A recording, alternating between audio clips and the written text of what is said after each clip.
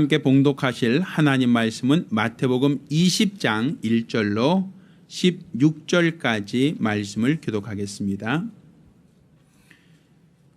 천국은 마치 품꾼을 얻어 포도원에 들여보내려고 이른 아침에 나간 집주인과 같으니 저가 하루 한 데나리온씩 품꾼들과 약속하여 포도원에 들여보내고 또 제3시에 나가보니 장터에 놀고 섰는 사람들이 또 있는지라 저에게 이르되 너희도 포도원에 들어가라. 내가 너에게 상당하게 주리라 하니 저희가 가고 제6시와 제9시에 또 그가 그와 같이 하고 제11시에도 나가보니 섰는 사람들이 또 있는지라. 가로되 너희는 어찌하여 종일토록 놀고 여기 섰느뇨. 가로되 우리를 품꾼으로 쓰는 이가 없음이니이다. 가로되 너희도 포도원에 들어가라 하니라. 저물매 포도원 주인이 청지에게 이르되 품꾼들을 불러 나중 온 자로부터 시작하여 먼저 온 자까지 싹을 주라 하니 제11시에 온 자들이 와서 한 데나리온씩을 받거늘 먼저 온 자들이 와서 더 받을 줄 알았더니 저희도 한 데나리온씩 받은지라. 받은 후 집주인을 원망하여 가로되 나중 온 이 사람들은 1시간만 일하였거늘 저희를 종일 수고와 더위를 견딘 우리와 같게 하였나이다. 주인이 그 중에 한 사람에게 대답하여 가로되 친구여 내가 네게 잘못한 것이 없노라. 네가 나와 한 데나리온의 약속을 하지 아니하였느냐. 내 것이나 가지고 가라. 나중 온 이 사람에게 너와 같이 주는 것이 내 뜻이니라. 내 것을 가지고 내 뜻대로 할 것이 아니냐. 내가 선함으로 네가 악하게 보느냐. 이와 같이 나중된 자로서 먼저 되고 먼저 된 자로서 나중 되리라. 아멘. 자, 오늘은 마태복음 20장 이 말씀으로 하나님의 은혜는 공평합니다 라는 제목으로 하나님 말씀을 함께 나누겠습니다. 하나님은 공평하신 분이십니다. 사실 우리가 하나님을 알고 하나님을 믿는다라고 할 때 우리 하나님은 차별이 없으신 분, 공평하신 분이라는 것이 우리에게 얼마나 그것이 우리에게 큰 기쁨이 되는가, 이것이 우리에게 얼마나 큰 소망이 되는가. 우리가 하나님이 공평하다는 이 사실에 우리의 믿음, 우리 소망이 있기를 예수 이름으로 부탁드립니다. 사실 우리가 하나님이 공평하시다고 하는 말을 듣고 여러분은 마음에 큰 감동이나 마음에 큰 위로를 받지 않습니다. 뭐 그런가 보지, 뭐 그렇다고 하니까 뭐 그런가 보지 라고 생각하지만 사실 하나님이 공평하시다라고 하는 이 말씀은 우리에게 있어서 큰 은혜가 된다는 것, 이것을 우리가 알아야 됩니다. 여러분이 어느 좋은 대학에 가고자 한다면 고등학생들 모두가 그 대학에 입학하는 것이 아니죠. 그 대학이 서울에서 이름난 대학이라고 한다면 한 반에서 한 명 혹은 전교에서 한두 명도 가기가 어려울 수 있습니다. 또 어느 우리나라에서 유명한 어떤 대기업에 입사한다라고 하면 그 대학을 나온 사람들이 모두가 다 그 직장으로 취직할 수 있는 게 아니라 그 가운데 아주 스펙이 좋고 능력이 있는 몇몇 사람들만 회사에 채용될 수 있습니다.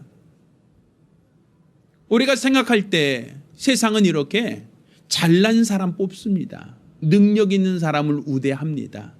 자격이 있고 기술이 있고 실력을 겸비한 사람을 뽑아서 그들 중에 몇 사람을 채용을 하는 것이지 모든 사람을 다 채용하고 모든 사람을 다 같은 학교에 같은 회사에 취직시켜 주지 않습니다. 금년도 우리 알고 있는 대통령이 어떤 소득주도의 성장이라고 해서 가급적이면 없는 사람들에게 최저시급으로 올려주고자 하고 또 직장도 더 많이 채용할 수 있도록 많이 강권하고 노력하고 있지만 그렇다고 하여 직장에서 모든 사람에게 문을 열고 모든 사람을 다 받아주거나 채용하지는 않습니다. 자기 회사에 걸맞는 인재는 몇몇 사람들, 특정한 사람들, 능력 있는 몇 사람을 뽑아서 채용할 뿐이지 그것이 누구에게나 문이 열려 있고 누구에게나 기회를 주는 것은 아니지 않습니까? 회사 문제만이 아니죠. 우리나라에서 공무원 시험을 보는 사람들 혹은 사법고시를 패스하기 위하여 행정고시를 패스하기 위해 노력하는 사람들, 그 사람들도 노량진 어귀에서 고시촌에서 몇 년간 몇 년씩을 공부하며 노력하는 그 이유가 무엇이겠습니까? 누구나 다 받아주고 누구나 다 채용해 준다면 누가 고시촌에 들어가서 그렇게 몇 년씩 공부를 하며 노력하겠습니까? 그 중에 몇 사람 선택된 사람들만 채용되는 것 아닙니까? 하물며 세상에서도 더 좋은 지위에 올라가고 더 좋은 위치에 올라가려면 경쟁이라는 걸 통해서 그 중에서 살아남은 몇몇 사람들에게만 기회를 주는데 하나님께서 우리에게 은혜를 베푸신다는 것은 몇몇 사람들만 특정해서 은혜를 베푸시는 게 아니라 누구에게나 동일하게 하나님께서 은혜를 베푸신다는 것. 하나님께서 구원을 우리에게 허락하신다는 것은 특정한 몇몇 사람들만을 해당하는 어떤 엘리트 집단에만 허용되어지는 것이 아니라 약하고 부족하고 나약하고 헐벗은 사람들까지도 다 동일하게 그들에게 동일한 기회와 동일한 능력을 주신다는 것이 바로 하나님의 은혜입니다. 따라서 하나님은 남녀노소 빈부귀천을 가리지 않고 누구에게나 똑같은 은혜를 베푸시기에 우리는 그의 은혜를 공평하다라고 말하는 겁니다. 또 하나님께서 우리의 기도를 들으시고 응답하시되 교회를 몇 년간 다녔느냐에 따라 기준으로 삼지 아니하십니다. 어떤 직분을 가지고 있느냐를 기준으로 삼지도 않습니다. 몇 시간을 기도했느냐에 따라 하나님의 응답 여부를 결정하지도 않습니다. 누구든지 예수 이름으로 기도하면 하나님께서 응답하신다라고 하는 이 약속도 하나님은 누구에게나 다 동일하게 주신 약속이지 목사에게만 특별히 주신 약속 혹은 장로나 안수 집사님만 허용되는 약속이 아니라는 사실입니다. 이처럼 우리 하나님의 은혜는 공평하다는 사실, 이 사실이 바로 우리에게 믿음이 되어야 됩니다. 사실 우리가 공평하다는 이 사실을 우리가 크게 달가워하지 않고 마음에 크게 다가오지 않는 이유는 우리가 사는 이 세상이 공평하지 않기 때문입니다. 이 세상은 과거 시대에만 공평하지 않았던 것이 아니라 오늘날에도 동일하게 공평하지 않습니다. 아무리 대통령이 소득주도의 성장을 하여 모두에게 공평하게 살게 하겠다라고 노력한다 할지라도 이 사회가 공평해지는가 하면 사실 그렇지는 못합니다. 과거에는 양반이 있었고 또 평민이 있었고 또 천민이 있었습니다. 그래서 그런 어떤 신분에 따라서 그들의 지위가 달라졌던 시대가 있었습니다. 양반은 태어날 때부터 양반이고 천민은 태어날 때부터 천민이었습니다. 양반에게는 교육할 기회가 주어졌고 천민에게는 글자 하나 익힐 만한 기회조차 허락되지 않았습니다. 양반들은 과거를 치를 수 있는 기회가 있었지만 천민들에게는 그 정도의 기회도 없었다는 사실입니다. 그들은 배울 기회도 없이 평생을 천민으로 태어나서 천민으로 살다가 결국에는 천민으로 죽을 수밖에 없는 신분제도가 명확하게 구별된 시대에 있었습니다. 이때를 우리는 공평하다 말하지 않습니다. 그런데 이렇게 봉건주의적인 사회만 공평하지 않은 게 아니라 오늘날도 사람들은 공평하다고 생각하지 않습니다. 흔한 말로 어떤 사람은 금수저다 혹은 흙수저다라고 하는 말을 많이들 하죠. 사람들이 왜 금수저와 흙수저를 구분을 합니까? 태어날 때부터 어떤 부모 밑에서 태어났냐에 따라서 그 사람은 좋은 집에서 좋은 환경에서 배우고 또 좋은 조건 하에서 더 좋은 어떤 취직이나 아니면 그 노후를 보장받을 수 있는 사람이 있는 반면에 반면에 흑수로 태어난 사람은 그런 기회를 제공받기가 굉장히 어렵죠. 그래서 사람들이 흑수로 태어나서 내가 아무리 노력해봤자 신분을 벗어날 수 없고 여기서 극복할 수 없다는 것 때문에 낙심하고 절망하는 건 아니겠습니까? 그러니까 오늘날이 민주화된 사회라고 하지만 그렇지만 이 민주화된 사회에서도 양극화는 점점 더 심해지고 있다는 사실입니다. 똑같은 기회가 보장되어지고 있다고 하지만 있는 사람과 없는 사람들의 간격은 점점 더 넓어지지 그 간격이 좁혀지지는 않습니다. 그거는 아무리 정치권이 노력하고 애쓴다 할지라도 그것을 사람들이 인위적으로 극복할 수 있는 여지가 아니란 얘기입니다. 제가 지난주 캄보디아 단기 선교를 다녀왔습니다.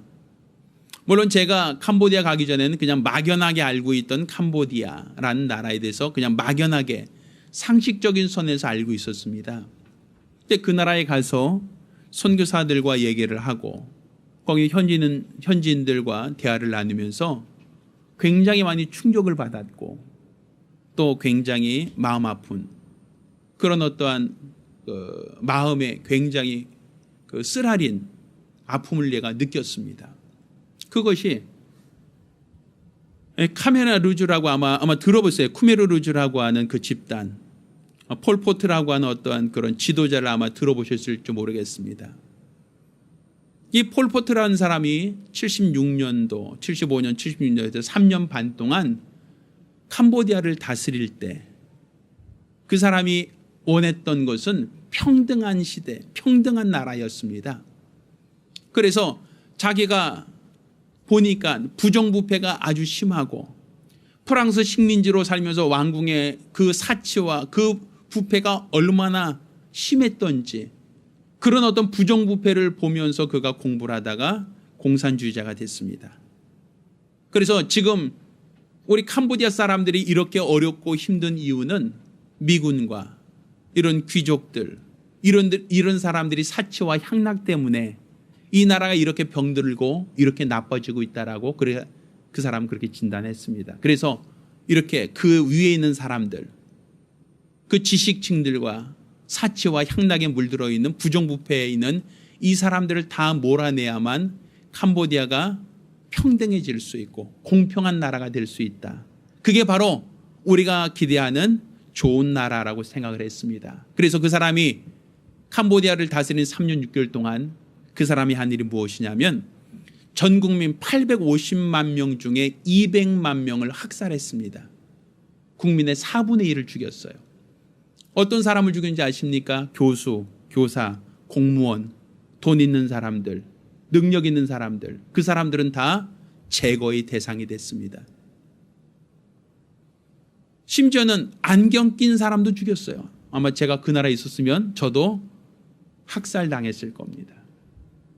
또 손에 굳은 살이 배기지 않은 사람, 이 사람도 다 죽였어요. 노동하지 않은 사람이란 얘기죠. 거기서는 인사하는 사람, 인사한다는 것은 상하가 있다는 얘기 아닙니까? 인사하는 사람도 잡아다 죽였어요. 그렇게 죽인 사람이 200만 명이고 그들의 시체가 전국적으로 흩어져 있어요. 그냥 땅을 파고 구덩이 파고 그냥 집단으로 매몰해버리기도 하고 또 비가 오면서 땅이 씻겨나가면서 그들의 해골이나 그들의 어떤 흔적들이 그냥 드러난 그런 장소들이 수십 군데입니다. 우리가 아마 킬링필드라는 영화를 통해서 아마 보신 분들은 보시겠지만 엄청난 사륙이었습니다. 학살. 근데 그렇게 해서 위에 있는 배운 사람들, 이런 모든 사람들을 다 죽였으니까 그 나라가 평등해지고 모든 사람이 공평해졌는가라고 하면 사실 그렇지 않다는 거죠. 제가 이번에 가보고 느꼈던 것은 그 나라 사람들은 지금 자녀들을 가르치지 않습니다. 학교를 보내지 않아요. 아이들을 학교 보냈다가 또 학살당할까 봐. 아이들이 또 자녀들이 다 몰살당할까 봐 아예 아이를 학교를 보내지도 않고 가르치지도 않습니다. 그냥 국어를 할지언정 아이들에게 학교를 보내야 된다는 필요도 못 느껴요. 왜? 그 트라우마가 있어요. 전 국민들에게 이러한 학살에 대한 트라우마가 있어서 자녀를 가르치지 않는 나라입니다. 또 거기는 지금 현재 정권 잡는 사람들은 우민화 정책을 쓰고 있어요. 자기의 독재를 정당화하기 위해서 백성들을 안 가르치고 못 배우게 하는 정책을 쓰고 있어요. 왜? 자기들의 부정부패를 더 오랫동안 하려고. 그러다 보니까 지금은 외국 자본들이 들어와서 건물을 짓고 있고 상점을 열고 백화점을 개설하고 있습니다.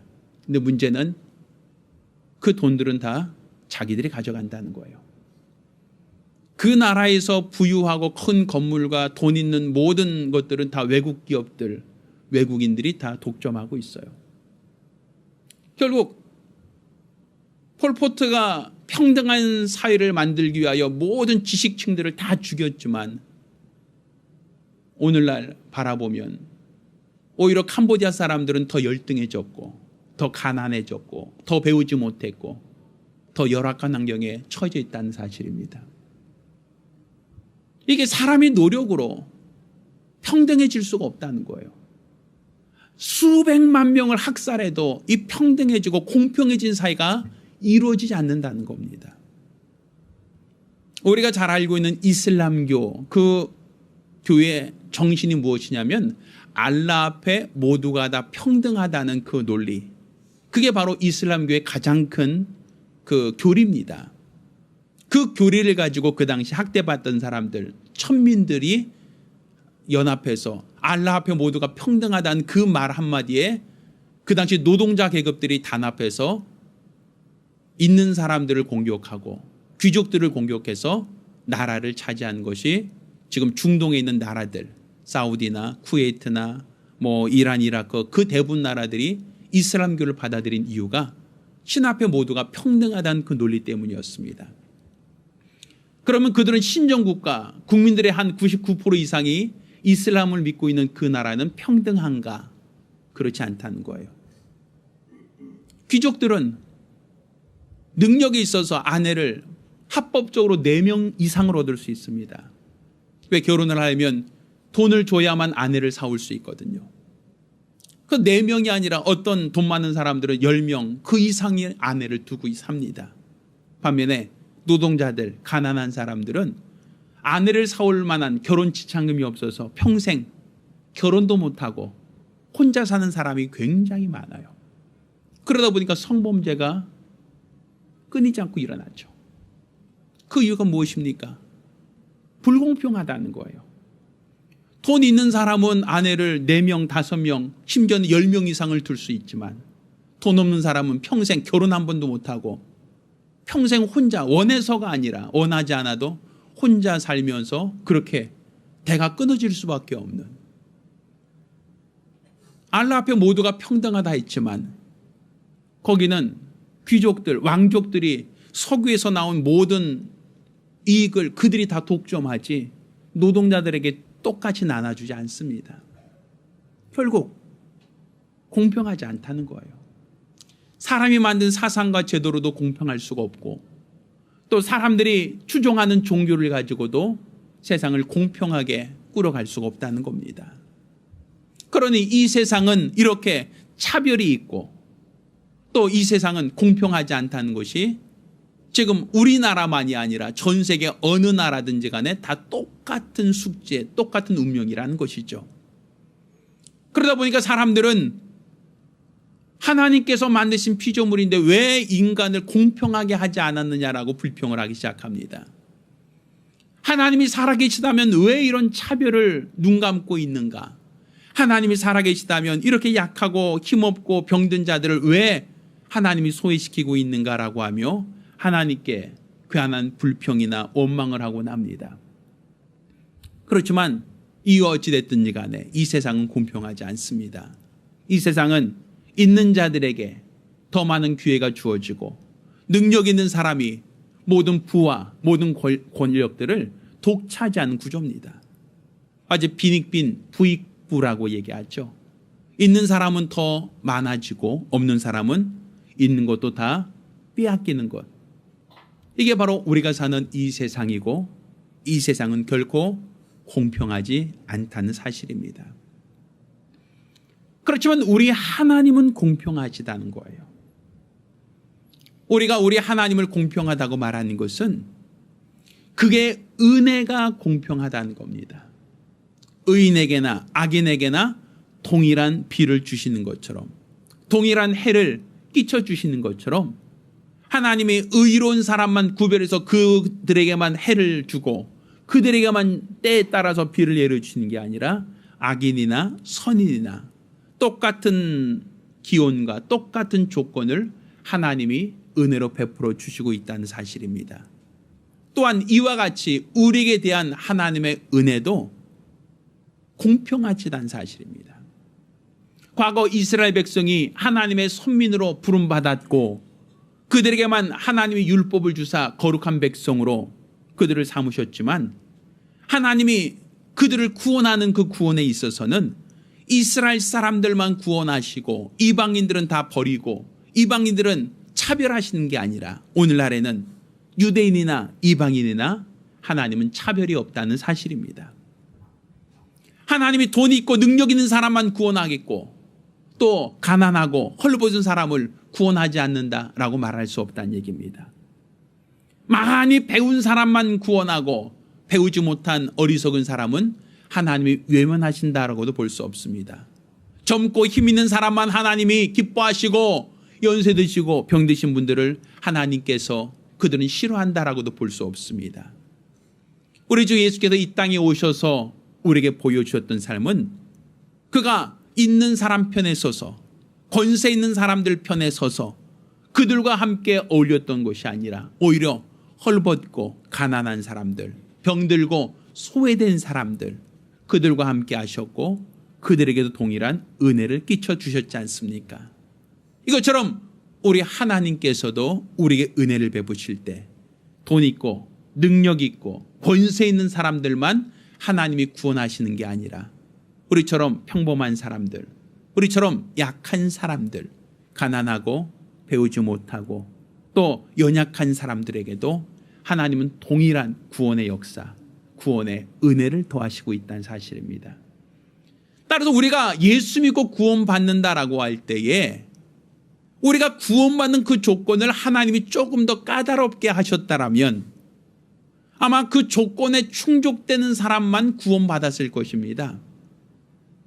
그 조건에 충족되지 못한 사람은 절대로 하나님의 은혜를, 하나님의 구원을 경험할 수가 없었을 겁니다.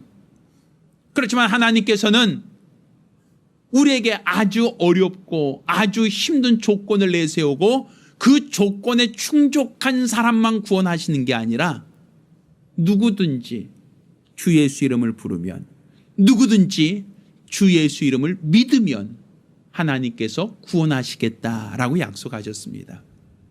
이것은 신분이나 아니면 귀천을 따지지 않습니다. 설사 그가 예수님과 함께 십자가 못 박아 죽어가던 그 강도라 할지라도 세상 사람들은 다 손가락질하며 침을 뱉으며 그를 멸시했던 그 사람이라 할지라도 그가 예수여 당신의 나라 임하실 때 나를 기억하옵소서라고 할 때 예수님께서는 야 사형 판결 받은 너를 내가 왜 구원하느냐, 야 너 같은 사람은 천국에 들어올 데가 없다라고 하나님께서 외면하지 않으셨습니다. 오늘 밤 나와 함께 낙원에가 있으리라. 우리 주님께서는 얼마간 오랫동안 예수를 믿었는가, 또 얼만큼 열심히 봉사했는가, 얼마나 수고했는가, 그것을 기준으로 따지지 않으셨습니다. 예수를 믿고 영접만 하면 하나님께서 그 영혼을 구원할 것이다. 이거는 하나님이 모든 인생에게 동일한 기회, 동일한 구원을 약속하신 겁니다. 우리가 지난주에 들었던 설교 중에 이와 같은 말씀이 있어요. 19장 26절로 27절을 보면 예수께서 가라사대 내가 진실로 너에게 이르노니 세상이 새롭게 되어 인자가 자기 영광에 보좌에 앉을 때 나를 쫓는 너희도 12 보좌에 앉아 이스라엘 12지파를 심판하리라. 또 내 이름을 위하여 집이나 형제나 자매나 부모나 자식이나 전토를 벌인 자마다 여러 배를 받고 또 영생을 상속하리라. 이 말씀을 사람들이 오해를 하면 돈 많은 사람만, 많이 드린 사람만 하나님께서 여러 배를 주신다고 하더라, 이렇게 판단할 수가 있는 거예요. 자기 집이나 전토나 형제나 모두를 버린 사람만 하나님이 그 사람에게만 여러 배를 주겠다, 그들에게만 상을 주겠다라고 하는 말로 사람들이 주의 말씀을 오해할 것 같으니까 오늘 이 비유를 또 얘기하신 겁니다. 물론 우리 주 앞에 충성한 사람들에 대한 보상, 우리 주를 위하여 애쓰고 수고한 사람들에 대한 보상을 하나님께서 안 하시겠다는 얘기는 아닙니다. 분명 행위에 대한 심판, 행위에 대한 보상은 분명히 존재합니다. 그렇지만 구원받는 이 구원의 역사만큼은 이렇게 내가 재산을 많이 헌신했으니까, 내가 가진 모든 것을 다 드렸으니까 그 사람에겐 특별한 구원을 내리고, 또 가난해서 헐벗어서 드릴 것이 없어서, 나는 드릴 것이 없어서 드릴 만한 형편이 안 돼서 못 드렸습니다 라고 하여 그 사람에게는 가까스로 구원받는다라고 하는 게 아니란 얘기입니다. 우리 주의 은혜는 차별이 없다는 것이죠. 주의 은혜는 공평하다는 것이죠. 그가 많이 가지고 있었던, 적게 가지고 있었던, 높은 지위에 있었던, 아니면 천한 신분이었던, 그가 권력이 있었던, 그렇지 못했던지 간에 하나님의 은혜는 공평하다는 겁니다. 누구든지 예수를 믿고 영접만 하면 그 사람은 하나님이 구원하시겠다, 이 약속은 통일하다는 겁니다. 과거 구약시대에 있던 사람이든, 아니면 초대교회에 있었던 사람이든, 아니면 수천 년 지난 오늘에 있는 우리들이든 하나님이 은혜를 베풀겠다는 그 약속의 말씀은 동일하다는 겁니다. 내가 얼마 동안 금식을 해야 되고, 내가 얼마나 많은 물질을 드려야 하고, 내가 이만큼 애쓰고 수고해야 구원을 얻겠다고 하는 어떤 조건이 없습니다.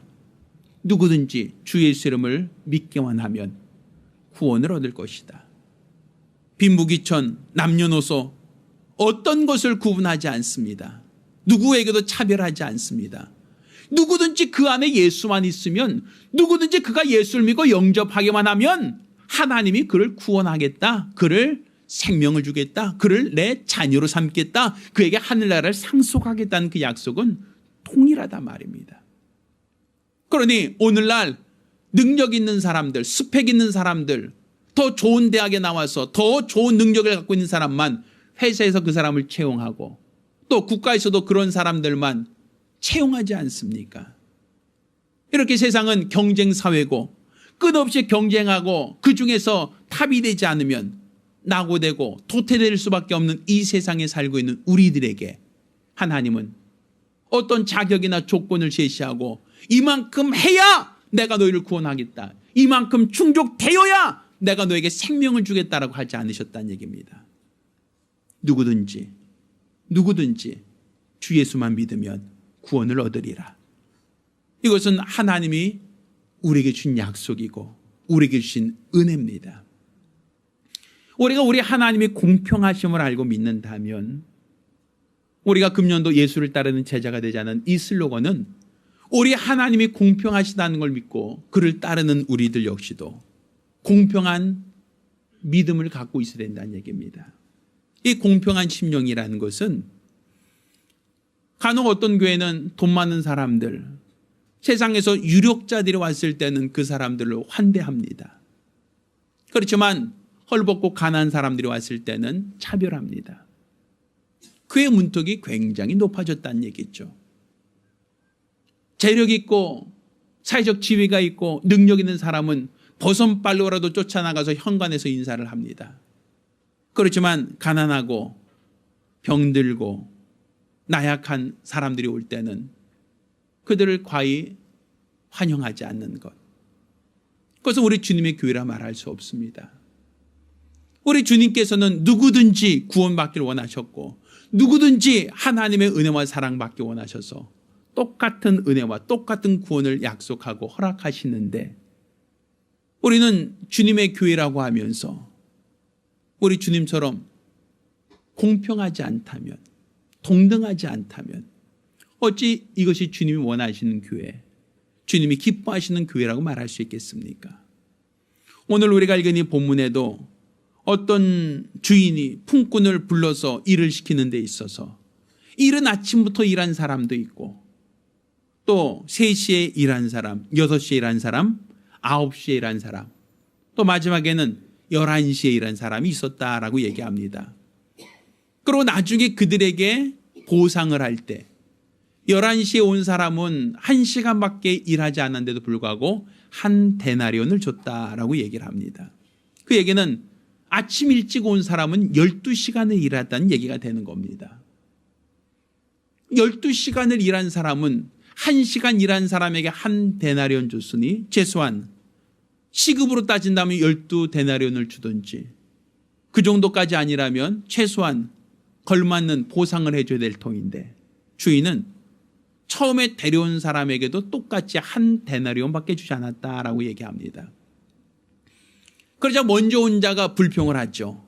아니, 1시간밖에 일하지 않은 사람은 1데나리온을 주고 우리는 12시간이나 일했는데 우리에게도 똑같이 주는 것은 무슨, 그건 차별 아닙니까? 라고 얘기를 합니다. 그때 주인이 얘기를 합니다. 내가 널 처음 데려올 때 너에게 1데나리온 준다고 약속하지 않았느냐? 내가 내 것을 가지고 이 사람에게 똑같이 주는데 그게 왜 나를 악하다 하느냐라고 얘기를 하죠. 내가 너에게 준다고 약속한 만큼 주었는데 왜 내가 악하다 하느냐? 나 좋은 자에게도 똑같이 주는 것은 내가 내 것을 가지고 주는 것인데 왜 너는 그것을 악하다 하느냐라고 얘기를 하죠. 우리가 구약시대에 하나님이 오래전부터 하나님이 섬기고 오래전부터 하나님을 알고 오래전부터 율법을 지키던 그 사람들만, 하나님이 율법 아래 있었던 사람만 구원하시는 게 아니라 율법을 전혀 알지도 못하고 지금까지 율법대로 살지 않았던 우리들에게도 하나님의 구원의 약속은 동일하다는 사실입니다. 이렇게 하나님이 공평하시다는 것이 우리에게 믿음이 됩니다. 우리에게 베푸신 은혜가 공평하다는 것을 알기에 우리는 오늘날도 우리가 동일하게 예수만 믿고 영접하면 동일한 은혜를 받을 수 있고 동일하게 하나님의 자녀된 권세를 얻을 수 있습니다. 이것이 바로 우리가 믿는 믿음이고 우리가 가진 소망입니다. 우리가 이렇게 동일하신 하나님의 은혜로 구원받은 자이기에 교회에 오는 모든 성도들, 그들을 차별하지 않아야 됩니다. 우리 주님이 차별하지 않고 모두에게 동일한 은혜를 베푸신 것처럼 교회도 있고 능력 있고 재력 있고 힘 있는 사람들만을 환대하고 그들을 환영하는 교회가 아니라 없고 부족하고 병들고 또 연로하고 힘없는 사람들까지도 그들의 영혼의 가치를 동일하게 볼 수 있어야 됩니다. 그들을 똑같이 사랑하고 똑같이 존중하고 똑같이 환대하는 교회, 그게 바로 우리 주님이 원하셨던 교회고 우리 주 예수를 닮는 교회라고 말할 수 있습니다. 따라서 우리가 금년도 예수를 따르는 제자가 되자는 것을 그냥 하나의 구호로만 삼지 말고 우리 하나님이 공평하신 것처럼 우리도 성도들을 차별하지 않고 공평하게 그들을 사랑하며 그들을 똑같이 대우할 수 있는 그런 교회가 되기를 예수 이름으로 축원합니다. 기도하겠습니다. 우리가 기도하실 때에 우리 주님이 우리에게 은혜를 베푸시되 공평한 은혜를 베푸신 것처럼 우리 교회도 사람들을 차별하지 않고 있는 자나 없는 자나 힘 있는 자나 없는 자나 약한 자나 강한 자나 차별하지 않는 교회가 될 수 있도록 모두를 똑같이 사랑하고 모두를 똑같이 존중할 수 있는 교회가 될 수 있도록 간절히 사모하며 한 목소리로 기도합니다. 할렐루야, 할렐루야. 우리 모두가 예수를 따르는 제자가 되기를 예수 이름으로 축원합니다. 이제는 우리 주 예수 그리스도와 아버지 하나님의 극진하신 사랑과 보혜사 성령님의 교통하시고 역사하심이 오늘 이와 같이 우리 하나님을 알고 믿고 의지하며 일평생 주라는 거룩한 믿음으로 살기로 결심한 우리 모든 성도들과 가정들 위해 이제로부터 영원까지 함께 있을지어다. 아멘. 우리 하나님께 영광 돌리겠습니다.